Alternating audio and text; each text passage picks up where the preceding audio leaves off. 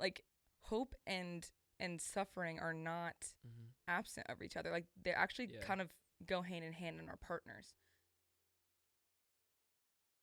Hi everybody, and welcome back to episode 3 of Lenten Conversations. I'm Mason. I'm a junior business management major at the University of Southern Miss, and this is my friend. Hey, I'm Kelly. I am a senior marketing major at Southern Miss. We're really plugged into EagleCatholic. That's like the huge organization that we belong to. But before EagleCatholic, I was really plugged into the Diocese, which was huge for my like transformation and like going to college in my faith. So yeah, Kelly, do you want to tell us a little bit about like your experience of like transitioning from high school to college and like keeping your faith and all that? Yeah. So I'm actually not from this diocese. I'm from Mobile, which is also another awesome diocese. But I actually intellectually met Jesus during high school. We had some really awesome religion teachers that just taught us about the faith in depth. And then when I got to college, I actually like entered in a very, I guess, normal way. I joined a sorority. I was pretty worldly in the first few months, and then I met the Focus missionaries at Southern Miss and entered into college and met Jesus emotionally and personally. And that just kind of beginning of college kickstarted my relationship with Jesus. Yeah, that's awesome. Thanks for sharing. I think for me it was like a huge transition from high school to college, just like a lot of freedom. Like I was pretty active in the diocese and stuff in high school, but going to college, like it really became like I have the freedom to choose God. So that was huge, and praise the Lord, like he drew me close and near, and quick. But I think college has just been huge for me because like in the freedom, like the Lord's taught me like how to actually pray and like learn him, which has like changed everything for me and like changed my life, and like which has been huge. Yeah, and I think like something that's huge in college and like really common for a lot of people is like that experience of freedom, like that experience of like new experiences and like just being able to like live into not having your parents tell you what to do anymore. Right. I think that's been huge, and with that comes like just like a wide range of emotions based on the decisions that you make. You know. Yeah, and I think one of the emotions that especially like as faithful Catholics we want to hone into is like hope. So what does like hope look like for you in college, and like how have you like grabbed onto that and not let go? Yeah. If I'm looking at, because again, I'm a senior, in the last 4 years, my definition of hope has changed dramatically. I think when I first got into college, it like looked like hoping for good friendships, or like hoping for, a good freshman year, or like good community to plug into, and things like that are good to hope for. But I think even just in this last year, my word of this year is hope. I didn't even realize it was the Jubilee year when I picked it, awesome. But my word of the year is hope, and I think that I thought that like I was just like, oh yeah, I'm like already full of hope. This is really good, because my college experience has been really fun and like exciting. And like for me, hope was just like goodness, or like hoping for like actually hoping for a lack of suffering, hoping like that things aren't painful, I guess. And like I think in this last year, it was a very difficult year, a lot of transition, a lot of just like difficulty of transitioning into this last year of college, trying to figure out what I'm doing after college. And I guess when I picked hope as my like word of the year, I thought it was going to be like a great last semester full of fun things to do. But actually it's just been, the word has changed into hoping for heaven, hoping for eternity, because I think as college students we hope for very little.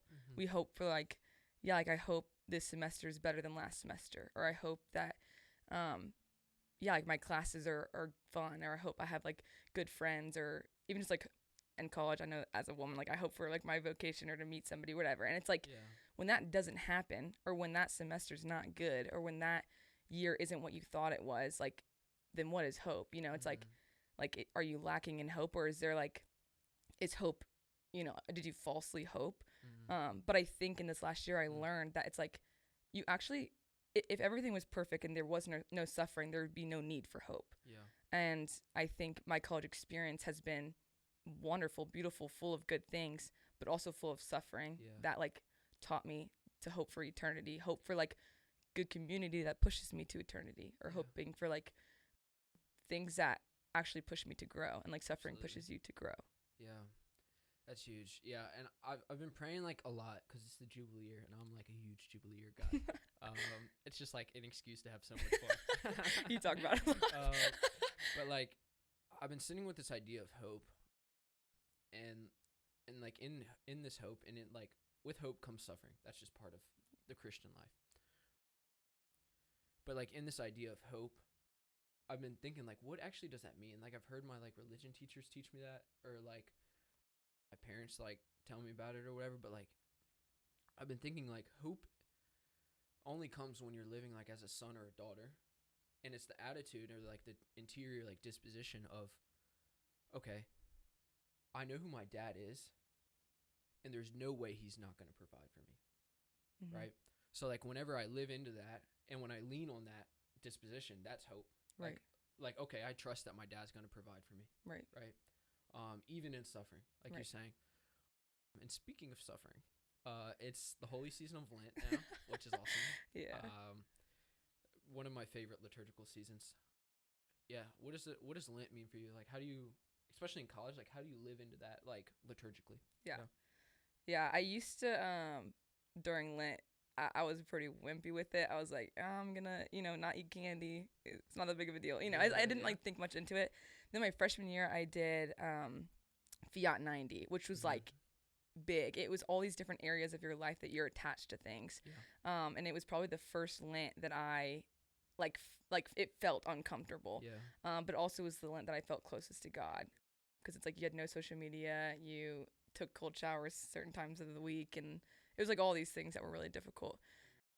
But I realized like I love Lent too, because it's like, I don't know, it's like your house gets like really messy sometimes, and maybe it's like your life is really busy and you just need to clean it up. And like it's hard to start cleaning it up, but once you do it, you feel like you can breathe again. Absolutely. And that's kind of what Lent feels like in college, like what started feeling like in college, of like, okay, here are these things that I'm attached to that are actually keeping me from living a good life, that I maybe like realize that they're keeping me from doing that, but I need like something to kickstart that. And I think during Lent and college, I've learned to like, clean my house, so that like I can actually like live freely. Yeah. That's real. I think something too that like really goes along with Lent, this idea of Lent is, I was listening to this priest talking. He was talking about this idea that like, we should fast from things during Lent, right? Obviously, like people fast from candy or whatever it is. Right. But this fasting shouldn't just be like a place for us to like start dieting or like get rid of things in our lives that just need to be clean, but it should actually be like an invitation to like deeper intimacy. Right. The priest was talking about like this idea that if we fast, it's so that we can recognize when I'm hungry, when I'm thirsty, when I'm fasting, and I feel like the effects of that. It's a recognition for us to recognize, to like acknowledge the fact that we are actually hungering and thirsting for something that's more than just food and drink. Right. And like that's a place, that's where the intimacy comes in. It's because like we use our bodies to remind us what we're actually hungry for. Right. Which is like really hard in college, because I think a lot of people don't actually know what they're hungry for. Yeah. Which is why I love Lent, because it's just like such a good reminder of like what we're hungry for. Yeah. I think kind of going off of that too, like as college students, I think, or even just like as people, we just hate to be uncomfortable. Yeah. It is just like so awkward, and like even when you think you're like, okay, I'm okay with being uncomfortable, something comes up where like, actually like this is too much for me. And I think Lent is like a good reminder of that, of like we don't like to be hungry, we don't like to be tired, we don't like to like be uncomfortable. And it's just like, I think instead of trying to filling that with God, like we were like, okay, let's try to numb this discomfort so I don't have to feel this way. Absolutely. And I was actually reading the scripture the other day about Jesus entering the desert, like on Ash Wednesday. In the last verse before he begins to be tempted is that he says he was hungry. And I think I was looking up the Greek word like in the chapel, like trying to type really fast so nobody saw me on my phone. But I was thinking like I bet he was hungry for more than just food, right? Like I think it's actually in that discomfort that you're talking about that we begin to recognize what we're actually hungry for. Right. And that's huge. So speaking of hunger, I thought you were going to say that you were hungry. Speaking of hungry, I'm really hungry. No, but like something that's been on my mind too is like right now we're in the Jubilee year of hope that you were talking about. Like, we're supposed to like have fun, right? But it's also the holy season of Lent. So like at first glance, it can look like in our minds that these kind of have some kind of like disconnection or like some kind of rivalry, maybe. How do you go about living that on campus, or just like how do you balance the Jubilee year and Lent at the same time? Yeah, for sure. I think, again, like what we talked about, hope and suffering are not absent of each other. Like, they actually kind of go hand in hand and are partners. And so I think with that, yeah, like the Jubilee year should still be fun and like good. But again, going back, like hope doesn't always mean like things are fun necessarily, I guess. And like, like for me, I'm on the job search, and it's difficult and really extremely uncomfortable to not know what you're doing next year. And it kind of feels like that Lenten season. But like, I think with that, it's a continual return to your Father, like you said, like returning to the Father who provides for you. And I think with that, like hope, I think sometimes we mix up with like desire, or like we think that, okay, if God's good, he's going to give me everything that I want. But like, if he's a good Father, he's going to give me everything that I need. And that's kind of where I think the Jubilee like reminds us that we should be hoping that God gives us what we need and not necessarily what we want, because we don't see the full picture. And I think during Lent, it's like he sees what we need, and like he wants to give that to us through pruning us and like through stripping us of these things that we think we want. And I think like you were saying, like the holy season Lent should not be absent of like this idea of hope for the Jubilee year. The holy season Lent should like invite us to actually like step into those things, so when the resurrection comes, we can rejoice and have more Jubilee, like interiorly and exteriorly. I was thinking about like and praying, just like, Lord, like, because my buddy asked me this question about like, how do you balance the Jubilee year and Lent, because they seem to be like opposite or have some kind of rivalry. But I actually think that they have the same goal. Like, I think in the Jubilee year, like historically in the Jubilee year, you know, your debt would be forgiven, your kids would come home, you wouldn't work for the whole year, so you can just focus on family and the Father, right? And you could rest, right? But like, if you look at that, we're just like getting rid of things that could be distractions from our relationship with God, and that's literally what we do in Lent. So like Lent and the Jubilee year have the same goal of removing distractions so we can be with the Father, right? And I think like you were saying, especially during the holy season of Lent, is whenever we start to be pruned, which is really difficult and really uncomfortable. But the fruit is sweet, right? And I think you're totally right there. Yeah, and speaking of challenges in the holy season of Lent, and like just like things that we face that kind of prune us, how is it hard for you to live that out on a college campus when everything's about how you feel and your experiences and feeling good and all that kind of things? Yeah. I mean, there's so many challenges, but I think I'll just like focus on a couple.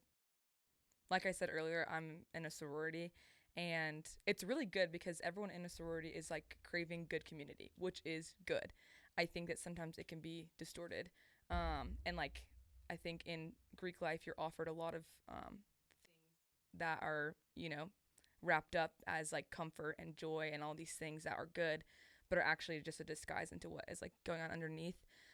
And I think just like, in Greek life, there's just this, pushing towards comfort, pushing towards like following your feelings, following what you want, following like, what your flesh wants instead of what God wants for you. And I think that it's like hard sometimes to be in that environment, just because, it's like you are the company you keep. And so that's why EagleCatholic is good. You know, you have good community to push you towards heaven, but you also can't just stay in your mission base. Like, you need to leave that. And I think that sometimes that can be difficult because you're surrounded by people who may not know Christ, or may push him away, and like may live in the world and make it look really attractive. And I think that can be difficult, is to be surrounded by a community that makes sin look really attractive. Yeah, I think your environment does have like a huge part to play in that. Because if you're surrounded by women and men who like are pursuing these things that are actually are gonna fill them up, then it will just like lead you to this false illusion that you'll be filled by it because they appear to be filled. Mm-hmm. But I do think being Eagle-Catholic has just like changed the way I look at community, and I've met multiple people who've had conversions just because of they met people in Eagle-Catholic. Right. Like Luke. Yeah. Like shout out Luke. But in Eagle-Catholic, I remember him starting to come around, and we were sitting watching the Super Bowl, and I was like, bro, like, how do you like it? He's like, bro, it's refreshing to be around people who care about things that matter. Mm. And I don't know why that stuck with me, but it's just like, that's just so true. Right. It's like there's a depth to the conversation being around good community. Right. And like the radiance of Christ shines through those people, so you're attracted to it. Right. Right. Like attracting something good, like something that's actually fun and something that actually like brings you hope and joy. Yeah. Yeah, and I think that's the desire we bring when it comes to like being on mission with everybody. Yeah. Is like we've experienced Jesus in our community, like, and we know that he fulfills all the desires we have, Right. not in like a way 100-fold, 1,000-fold times more way than the things on campus fulfill those desires. Yeah. And in like actually in a good, true, and beautiful way. Yeah.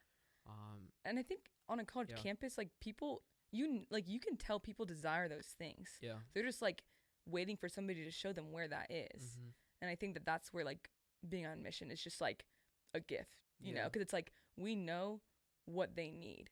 Yeah. We just need to bring it to them because they haven't met someone who's brought it to them yet. Yeah. I think the hard part about that is though, is that usually like the way that we become satisfied just being like programmed on our phones and things like that is just like so quick. Mm-hmm. You know, like like the desire that we have to be like filled, we desire it to be filled quickly. Right. But like in the spiritual life, that's just not how it works. Right. You know? But the depth is like so incredibly deep. Yeah. Yeah. I think being on mission has just like enlightened me to the fact that like I would rather do hard things that fulfill me deeply than like quick fixes to my problems. Or, right. Like, actually, like maybe deeper wounds that I've had. Yeah. That I don't want to address, so I just try to cover it with like, things that appear good. That actually aren't. Yeah. It kind of goes to Lent too. Like you just, like again, we hate being uncomfortable. We hate that, like that feeling of discomfort, and it's like, But then there's like a great feeling too when you are cleansed of that it's like actually I want more of that, and it is super uncomfortable, and I need somebody to hold my hand while I do it, but like I need that, you know. And I think when somebody gets a taste of that, they're like, that's real. Like on a college campus, you have so many like distractions that keep you from what is real because it's like a band-aid on what's actually going on underneath. Yeah, absolutely. Like as we go through this holy season of Lent, obviously the hope is the resurrection, right? That like that's what the suffering's for. Like, you know, like the resurrection is the goal. Like we're not meant to stay in Lent forever. We're meant to be. We're like a Easter people, right? So like as we go through Easter or like the holy season of Lent towards Easter, we have this mindset of like, okay, after Lent, I'm gonna take these things interiorly and exteriorly that I've learned, and I'm gonna live into them, right? And I'm actually gonna like put them into practice in my faith life, so I don't go back like I was, because I don't want to be the old man anymore. Like I want to be the new man. Right. And like these lessons that we've learned are huge, like in our transformation to like being like transformed into one image to another of Christ. So like how has Lent played like a part in a transformation for you and like your faith life, like just in previous years? Like what are some things that you've learned that you still like keep to this day?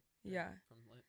I think, again, like that first Lent my freshman year taught me a lot about how many things kind of have a control over me. And like that freshman year was the first time I like deleted social media for Lent. And I had no idea how much like that was consuming my time.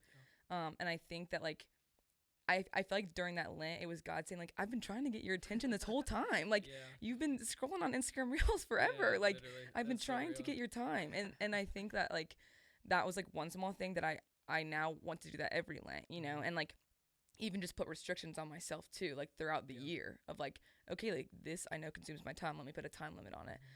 But then also just like, again, that first Lent increased my prayer, and like that shouldn't be something you do just during Lent. You shouldn't just pray during Lent. Like it should be for the rest of your life, spend every day with him, because you cannot have a relationship with someone you don't talk to. And I think the first Lent college like taught me that a lot. Absolutely. Yeah, and I've just seen the transformation of like people we've been around who've like really dove into the holy season of Lent. I think as for me, like Lent has been huge, specifically last year, just because I was living in Catholic community where Lent was like taken really seriously. Like every night we would after night prayer we'd spend the time in silence, and, like really invited me to like deeper recollection. And like at first, like it was hard, and I was like, Lord, what the heck? And he's like, bro, trust me. I'm like, dude, for real. But like, really like but now like, I actually long for that silence, you know, like there's times where I'm going really quick on campus and it's like, man, I just wish I could be still like I used to be. So it's actually taught me that I actually long for things that are deeper and maybe not as easy. Yeah. And just like Lent, we have this idea of like taking these lessons to learn. And that's like really similar to our experiences in college. Like this is the time in our life, like where we start to actually figure out a little bit of like what we desire to do and maybe what the Lord desires us to do. So like, how do you think college has helped form you? Like in the same way that Lent forms you for Easter to practice those things, like how do you think college has helped form you for, you know, after college life? Because I feel like we get in this mindset of like, oh, I'm at college forever, but we're really not. Right. It's only 4 years of our lives, which is not a lot of time. Yeah. So like, what do you think college and like living your faith out in college, how do you think that's helped you to be faithful after college? Yeah. As a Catholic adult. College has been the most transformative 4 years of my entire life. I like stand by that because it taught me how to pray. It taught me how to like find good community, because there's a lot of different things you can join in college, but like to find the right community that wants heaven for you, I think was something major. And then, to like center my entire life on Christ, not just like when I'm in the church on Sunday. Like my entire life should be a reflection of Christ. I think carrying all those into like the real world, again, like I'm looking for a job, I'm looking for what I'm doing after college, and like I'm going to be wanting to do those same exact things. Like I want to continue my prayer life. I want to find good community that wants heaven for me. I want my entire life to reflect Christ's life. And like I actually, if I went straight from high school into the workplace, I actually would not have like learned those. I mean, probably, God willing, would have learned those things, but like college in that small amount of time, like the Lord really blessed that time for me. And prepared me for what's next. Yeah, absolutely. I think it's a testament to like finding good community. Yes. Which is like absolutely massive if you want to continue your faith in college. Because I like have just lived the fact that if you find good community and you like devote your ways to the Lord, your experience in college will be rich, rich and like full of sweet fruit. Which is hard to get across because people don't know what fruit looks like nowadays, including me sometimes. Same. But I think like the resolution should be like we should try to live this out practically. Right. Yeah. So what is like one way that you try to live this out practically on campus and like just try to live and like just like challenge yourself to like take part in things that are actually good for you and fun. Yeah. So you can see God. Yeah. I think kind of going earlier, I continually go back to to EagleCatholic as my mission base to like fill it into me, pour into me. But then I also leave that and go on campus and like go in my sorority and go into my other like organizations on campus and like live joyfully and live with hope of like, I guess as college students, a lot of us complain a lot. And I think to be like a voice, it's like, okay, but look what you do have. Like, look at like being a voice in a world that like wants to like see the bad or see like the ugly has been something that I think I've learned to do on a college campus. And then also just like to play and do things that are fun because I think like we forget, like we think that we're already adults, like and even as adults we should still play. And like I think that it actually teaches you too how to trust more in God when we become more like kids. Heck yeah. And like college campus is like a giant playground. Absolutely. So many open fields to play soccer and football. And like we love playing pickleball and doing fun things. I think something else that's huge is like find a good community. Like I know you have a really good community of women that you're surrounded by. Yeah. I have a really good community of men.